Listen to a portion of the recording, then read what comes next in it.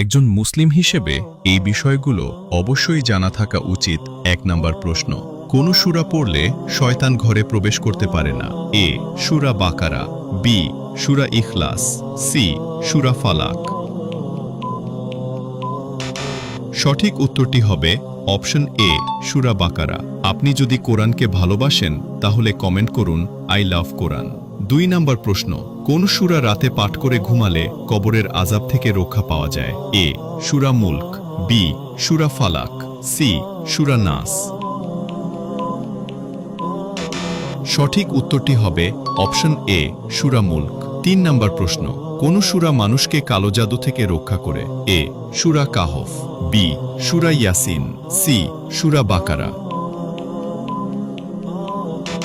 সঠিক উত্তরটি হবে অপশন সি সূরা বাকারা। ৪ নাম্বার প্রশ্ন, কোন সূরা মানুষকে দাজ্জালের ফিতনা থেকে রক্ষা করবে? এ সূরা কাহফ, বি সূরা রহমান, সি সূরা মুলক।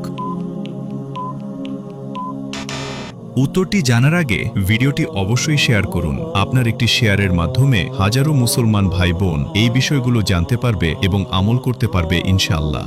সঠিক উত্তরটি হবে অপশন এ সূরা কাহফ। যে ব্যক্তি সূরা কাহফের প্রথম 10টি আয়াত মুখস্থ করবে বা পাঠ করবে সে দাজ্জালের ফিতনা থেকে নিরাপদ থাকবে। আল্লাহ তাআলা আমাদের সবাইকে আমল করার তৌফিক দান করুন, আমিন। কয়টি প্রশ্ন উত্তর দিতে পেরেছেন অবশ্যই কমেন্ট করুন।